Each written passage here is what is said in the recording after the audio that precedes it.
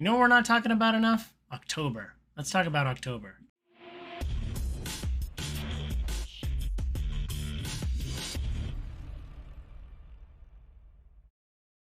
What up, viewers? What up? What up? Calc Soups here, and today is Friday, August 18th, and that means it's time for a quick recap of the week in video game news.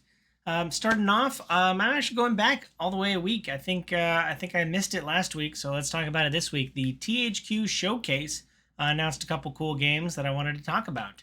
One of the things they not quite announced, but reminded us of is that Alone in the Dark with Jodie Comer and David Harbour is coming out in October, which is why I wanted to talk about October. October 25th is when Alone in the Dark comes out, and I'm looking forward to it. I remember playing the original Alone in the Dark on my PC back in the early 90s, so yeah, very much looking forward to kind of what they can do with the series nowadays, and the fact that they've got two recognizable actors to play the characters. Hopefully, there's more to it than just their two acting. So yeah, looking forward to that as well. They also talked about a new South Park game, and I think this surprised a lot of people in that it's not an RPG. It's not Stick of Truth or Fractured But Whole. It is a co-op multiplayer game called Snow Day.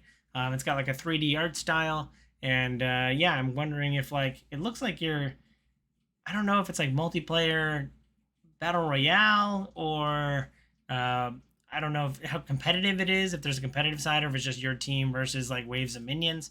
So I'm very curious what it'll actually be. But all they said was co-op multiplayer, and it didn't really show off a lot of gameplay from that trailer. So, and last but not least, what caught my eye during the THQ showcase was the Teenage Mutant Ninja Turtles: The Last Ronin. This was mostly a tease, so I don't even know if there was a date attached to it. Maybe 2024, and based on what we saw, I bet we wouldn't see this till end of next year anyway. But yeah, it just kind of, I don't know if this is like a famous comic book storyline or something, but it's Teenage Mutant Ninja Turtles: The Last Ronin. So I like the kind of mystery of it, and it kind of showed like a 3D art style. So I'm curious how what the game is and how it'll play and what I should know about the story before I hop into it. So pretty curious about that. But if there's anything else that I missed from the THQ showcase last week, let me know down below in the comments.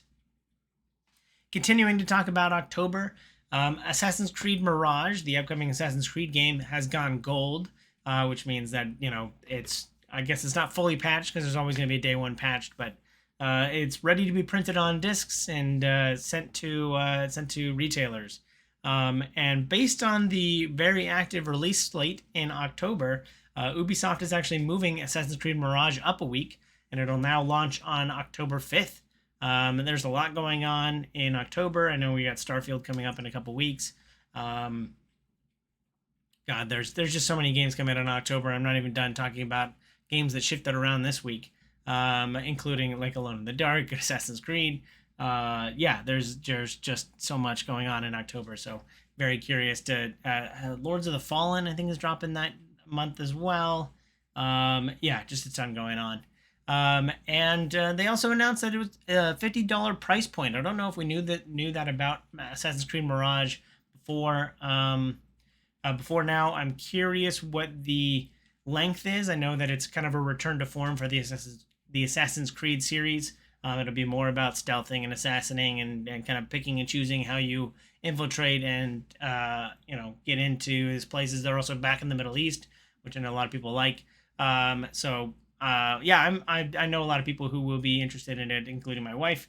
And the fact that it's only $50, I'm just kind of curious if it's a 4-hour experience. Some people might cry foul that it's too short, but the fact that it's not a full price $70 game and it's coming from a big AAA publisher, I think hopefully is a good thing as long as the content kind of feels worth it. So yeah, but excited to see it anyway. And continuing to talk about October, Alan Wake 2 has been shifted back 10 days. It was originally intended to launch October 17th, but is now fallen back to October 27th. And yeah, so I'm already there. There's already 3 games in October. I swear there's a lot more. I just don't have my comp slate handy, so I'll have to Yeah, I'll also be okay if it's shorter than most AC games. Yeah, there's a lot going on in October, so yeah, and I'm very excited for Alan Wake, and I think a lot of my friends and I will be picking it up for Halloween to play through it. So very curious what's going on there as well. But glad that it's getting delayed, but not by much. So hardly worth noting that. We finally got details for the up and coming Call of Duty game. It will be Modern Warfare 3, which seems a little bit repetitive considering Modern Warfare 2 just launched last year, and this is the Modern Warfare 2 2022 as opposed to Modern Warfare 2 2018.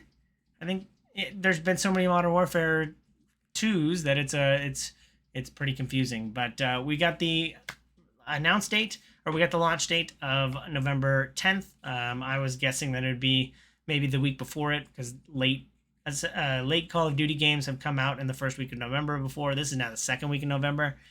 So this one's coming out pretty late.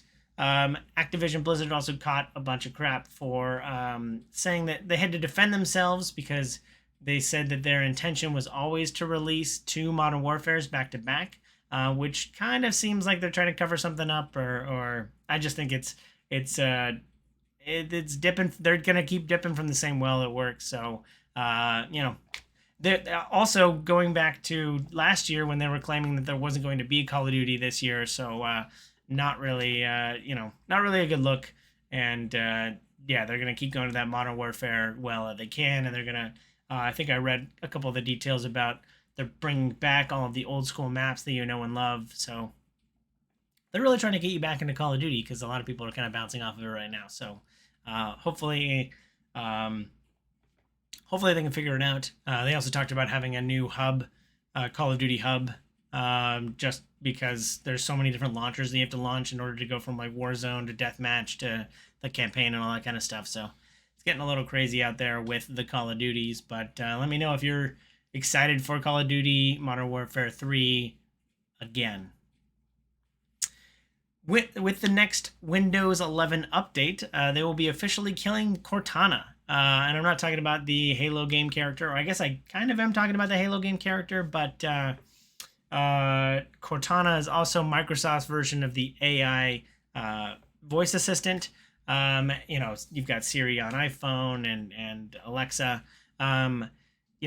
I always liked that Windows voice assistant was actually named after a character from a game that I know and love. So, but it will no longer be part of Windows with the next Windows 11 update. So, yeah, very, very, very sad time. We can all pour one out for Master Chief's love interest. So, yeah, I'm sad to see it go, but I figured it was going to happen eventually.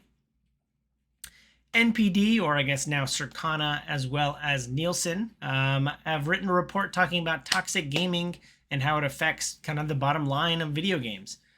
We all know that there is a bunch of toxic communities out there, some that will remain nameless, others that will be League of Legends, and they have a panel of interviews that they talked about, and they said up to 60% of players have not spent in games because of having a toxic interaction within the game, which affects your DLC sales if people aren't kind of monetizing or buying your loot boxes. There's also that angle of it as well. But yeah, if someone goes in, has a bad experience, they're not going to buy your League of Legends characters as they come out because they're going to probably stop playing.